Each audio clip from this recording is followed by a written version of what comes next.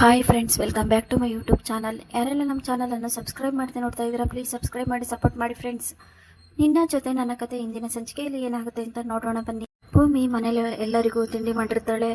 ಆಗ ನಾನು ಮನೆಯವರೆಲ್ಲರಿಗೂ ಒಂದು ಮುಖ್ಯವಾದ ವಿಷಯ ಹೇಳಬೇಕು. ನಾನು, ಅಶ್ವಿನಿ, ಶ್ರವಣ್ ಮಾವ ಎಲ್ಲರೂ ಹಾಸ್ಪಿಟಲ್ಗೆ ಹೋಗ್ಬೇಕು ಅಂತ ಅಜಿತ್ ಹೇಳಿದ ತಕ್ಷಣನೇ, ಏನು ಹೇಳ್ತಾ ಇದೀಯ ಅಜಿತ, ಅವ್ರನ್ನ ಕರ್ಕೊಂಡು ನೀನ್ ಯಾಕೆ ಆಸ್ಪತ್ರೆಗೆ ಹೋಗ್ತಾ ಇದೀಯ ಅಂತ ಸಂಗೀತ ಕೇಳ್ತಾರೆ.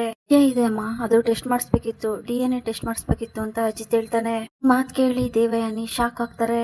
ಹೇಳ್ತಿದ್ಯಾ ಅಜಿತ್, ಅದೆಲ್ಲ ಏನಕ್ಕೆ, ಯಾರಿಗ್ ಮಾಡಿಸ್ಬೇಕಾಗಿತ್ತು ಅಂತ ದೇವಯಾನಿ ಅಜಿತ್ ಹತ್ರ ಕೇಳ್ತಾರೆ. ಇನ್ಯಾರಿಗತ್ತೆ, ನಮ್ಮನೆಗೆ ಹೊಸ್ದಾಗ್ ಬಂದಿದಾರಲ್ಲ ಶ್ರವಣ್ ಮಾವನ್ ಮಗಳು ಅಂತ ಅಶ್ವಿನಿ ಅಂತ ಹೇಳಿ ನಮ್ಮನೆ ಸೇರ್ಕೊಂಡಿದ್ದಾಳಲ್ಲ, ಅವಳಿಗೆ ಮಾಡಿಸ್ಬೇಕಾಗಿರೋದು. ಯಾಕಂದ್ರೆ ಅವ್ರ ಮೇಲೆ ನನಗೆ ಸ್ವಲ್ಪನೂ ನಂಬಿಕೆ ಇಲ್ಲ. ಅವರು ಸುಳ್ಳು ಹೇಳ್ತಿದ್ದಾರೆ ಅಂತ ನನಗೆ ಚೆನ್ನಾಗಿ ಗೊತ್ತಿದೆ.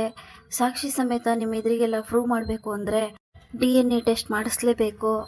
ಈ ಟೆಸ್ಟ್ ಮಾಡಿಸಿದ್ರೆ ನಾಳೆನೇ ಗೊತ್ತಾಗ್ಬಿಡುತ್ತೆ ಅವಳು ನಿಜವಾದ ಮನಸ್ವಿನಿನ ಅಥವಾ ನಾಟಕ ಮಾಡ್ಕೊಂಡು ಈ ಮನೆಗೆ ಬಂದಿದ್ದಾಳ ಅಂತ. ಅದಕ್ಕೆ ನಾನು ಈ DNA ಟೆಸ್ಟ್ ಮಾಡಿಸ್ಬೇಕು ಅಂತ ಅನ್ಕೊಂಡಿದೀನಿ ಅಂತ ಅಜಿತ್ ಹೇಳ್ತಾನೆ.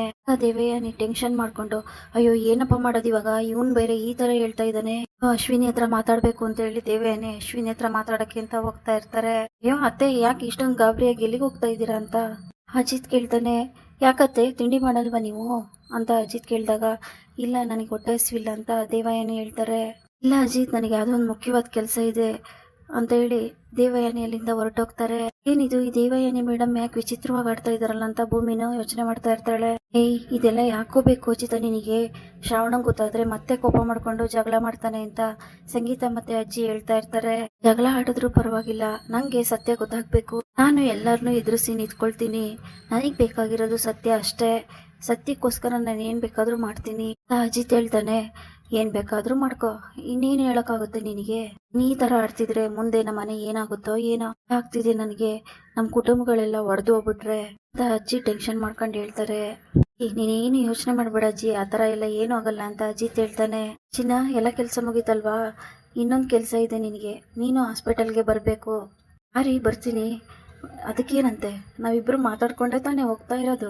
ಭೂಮಿ ಹೇಳ್ತಾಳೆ, ಇನ್ ಮುಂದೆ ನಾವಿಬ್ರು ಹೀಗೆ ಜೊತೆಯಾಗೇ ಇರ್ತೀವಿ. ನಮ್ಮನ್ ಬೇರೆ ಮಾಡಕ್ ಬಂದ್ರು ಅದು ಯಾವತ್ತಿಗೂ ಸಾಧ್ಯ ಇಲ್ಲ. ಸ್ವಲ್ಪ ಜನಕ್ಕೆ ಅರ್ಥ ಆಗಿರುತ್ತೆ, ಕೊನೆಗೂ ನನ್ನ ನಿನ್ನ ದೂರ ಮಾಡೋದಕ್ಕೆ ಅಂತ ಯಾರಿಂದನೂ ಸಾಧ್ಯ ಆಗಲ್ಲ. ಆ ದೇವ್ರೇ ನಮ್ಮಿಬ್ಬರನ್ನು ಒಂದು ಮಾಡಿದ್ದಾರೆ, ದೇವ್ರೇ ಬೆಸ್ತಿರೋ ಬಂಧನ ಯಾರೇ ದೂರ ಮಾಡಕ್ ಆಗೋದಿಲ್ಲ ಅಂತ ಹೇಳಿ ಇರ್ತಾನೆ ಅಜಿತ್. ಇದನ್ನೆಲ್ಲ ಕೇಳಿಸ್ಕೊಂಡು ಅಂಜನಾ ಕೋಪ ಮಾಡ್ಕೊಂಡು ಅಲ್ಲಿಂದ ಹೊರಟೋಗ್ತಾಳೆ. ದೇವಯಾನಿ ಹತ್ರ ಹೋಗಿ, ಮಾಮ್ ಏನ್ ಮಾಡ್ತಾ ಇದ್ದೀರಾ ನೀವು, ಮೊದಲು ಆ ಅಶ್ವಿನಿಗೆ ಫೋನ್ ಮಾಡಿ.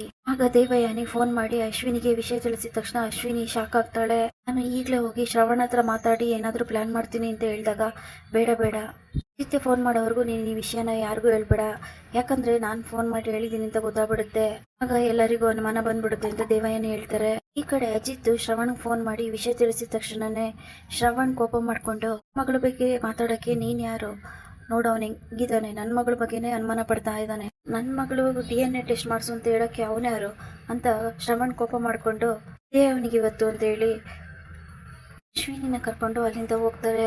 ಮನೆಗೆ ಬಂದಿದ ತಕ್ಷಣನೇ, ಏನ್ ಅನ್ಕೊಂಡಿದ್ಯೋ ಅಜಿತ, ನೀನ್ ನನ್ನ ಮನ್ಸಲ್ಲಿ ಮಗಳು ನೀನ್ ಗೊಂಬೆ ಅನ್ಕೊಂಡಿದ್ಯಾ ನೀನು, ನನ್ನ ಮಗಳಿಗೆ DNA ಟೆಸ್ಟ್ ಮಾಡಿಸು ಅಂತ ಹೇಳಕ್ ನೀನ್ ಯಾರು ಅಂತ ಶ್ರವಣ್ ಕೂಗಾಡ್ತಾ ಇರ್ತಾರೆ. ಏನಾಯ್ತು ಮಾವ, ಯಾಕೆ ಕೂಗಾಡ್ತಾ ಇದ್ದೀರಾ, ರೆಡಿಯಾಗಿ ಬಂದಿದ್ದೀರಾ ತಾನೇ, ನಡೀರಿ ಹೋಗೋಣ ಅಂತ ಅಜಿತ್ ಹೇಳ್ತಾನೆ. ಇದನ್ನೆಲ್ಲ ನೀನ್ ಯಾಕಪ್ಪ ಮಾಡ್ತಾ ಇದೀಯಾ, ಅವಳು ನನ್ನ ಮಗಳು ಅಂತ ನನಗ್ ಚೆನ್ನಾಗ್ ಗೊತ್ತು, ಮಗಳ ಮೇಲೆ ನನಗ್ ನಂಬಿಕೆ ಇದೆ, ನನಗ್ ಬರ್ದಿರೋ ಡೌಟು ನಿನಗೆ ಯಾಕೋ ಬರ್ತಾ ಇದೆ ಅಂತ ಶ್ರವಣ್ ಹೇಳ್ದಾಗ, ಮಾವ ಮಾತನ್ನ ಕೇಳಿ ನೀವು ದುಡುಕ್ಬೇಡಿ, ಸ್ವಲ್ಪ ನಿಧಾನವಾಗಿ ಯೋಚನೆ ಮಾಡಿ ಮಾವ, ಹೇಳಿರ್ತಾರೆ ಯೋಚನೆ ಮಾಡಿದ್ರೆ ನಿಮ್ಗೂ ಅರ್ಥ ಆಗುತ್ತೆ, ಇವಳು ನಿಜವಾದ ಮನಸ್ವಿನಿ ಅಲ್ಲ, ಮುಂದೆ ಜೀವನದಲ್ಲಿ ತುಂಬಾ ತೊಂದರೆ ಆಗುತ್ತೆ, ನಿನ್ನೆ ಇವಳು ಮಾಡಿರೋ ಕೆಲ್ಸಕ್ಕೆ ನಂಗಿನ್ನೂ ತುಂಬಾ ಅನುಮಾನ ಶುರುವಾಗಿದೆ ಅಂತ ಅಜಿತ್ ಹೇಳ್ತಾನೆ. ಅಂಥದ್ದೇನಾಯ್ತು ಅಂತ ಶ್ರವಣ್ ಕೇಳ್ತಾರೆ. ನನ್ನನ್ನು ಮದುವೆ ಆಗಬೇಕು ಅಂತ ಇವಳು ದುರಾಸೆ ಪಟ್ಕೊಂಡು ಮುಸ್ಕಾಕೊಂಡು ಬಂದು ನನ್ನ ಪಕ್ಕ ಕೂತಿದ್ಲು, ನಾನು ಭೂಮಿ ಅಲ್ಲ ಅಂತ ಕಂಡಿಡ್ದೆ ಸರಿ ಹೋಯ್ತು, ಇಲ್ಲ ಅಂದಿದ್ರೆ ಇವಳು ಈ ಮನೆ ಸೊಸೆ ಆಗಿರ್ತಿದ್ಲು, ಇಷ್ಟೊತ್ತಿಗೆ ಏನೇನೋ ಆಗಿರೋದು.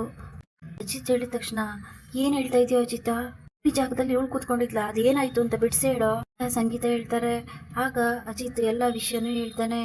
ನಿನ್ನೆ ಇಷ್ಟೆಲ್ಲ ನಡೀತಾ, ಯಾಕೆ ಮತ್ತೆ ಮನೆಯವ್ರಿಗೆ ಏನು ಹೇಳಿಲ್ಲ ನೀನು ಸಂಗೀತ ಕೇಳ್ತಾರೆ. ಅಮ್ಮ ಎಲ್ಲರೂ ಗಾಬರಿ ಆಗ್ತೀರ ಅಂತ ನಾವೇನು ಹೇಳಲಿಲ್ಲ, ಈ ಅಶ್ವಿನಿ ಇನ್ನು ಏನೇನ್ ಮಾಡ್ಬೇಕು ಅಂತ ಹೊರಟಿದ್ದಾಳೋ, ಈ ಮನೆ ಆಸ್ತಿಗೋಸ್ಕರ ಬಂದಿದ್ದಾಳೆ ಪ್ಲಾನ್ ಮಾಡ್ಕೊಂಡು ಅಂತ ನಂಗೆ ಅನಿಸ್ತಾ ಇದೆ, ಹುಷಾರಾಗಿರ್ಬೇಕು ಅಂದ್ರೆ ಇದನ್ನೆಲ್ಲ ಮಾಡ್ಲೇಬೇಕು ಅಂತ ಅಜಿತ್ ಹೇಳ್ತಾನೆ. ಆಗ ಶ್ರವಣ್, ಏನಮ್ಮ ಇವರೆಲ್ಲ ಈ ಥರ ಮಾತಾಡ್ತಾ ಇದ್ದಾರೆ, ಇದೆಲ್ಲ ನಿಜನಾ? ನೀನು ಆ ಭೂಮಿ ಜಾಗದಲ್ಲಿ ಹೋಗಿ ಕೂತ್ಕೊಂಡು ಇವನ್ ಕೈಯಲ್ಲಿ ತಾಳಿ ಕಟ್ಟಿಸ್ಕೋಬೇಕು ಅಂತ ಅನ್ಕೊಂಡಿದ್ದ? ಹೌದು, ಅದಕ್ಕೆ ಅಂತಾನೆ ಪ್ಲಾನ್ ಮಾಡಿ ಎಲ್ಲರಿಗೂ ಒಂದೇ ಥರ ಸೀರೆ ತಂದಿದ್ದು. ನನಗೆ ಈಗ ಅರ್ಥ ಆಗ್ತಾ ಇದೆ, ಸೀರೆ ತಂದಿದ್ದು ಇದೇ ಕಾರಣಕ್ಕ, ಯಾರಿಗೂ ಅನುಮಾನ ಬರಬಾರ್ದು ಅಂತ.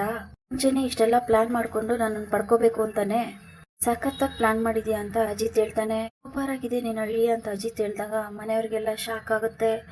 ಆಗ ಮನೆಯವರೆಲ್ಲರಿಗೂ ಮನಸ್ವಿನಿ ಮೇಲೆ ಅನುಮಾನ ಶುರು ಆಗುತ್ತೆ. ಇಲ್ಲಿಗೆ ಈ ಸಂಚಿಕೆ ಮುಕ್ತಾಯವಾಗುತ್ತದೆ. Thanks for watching.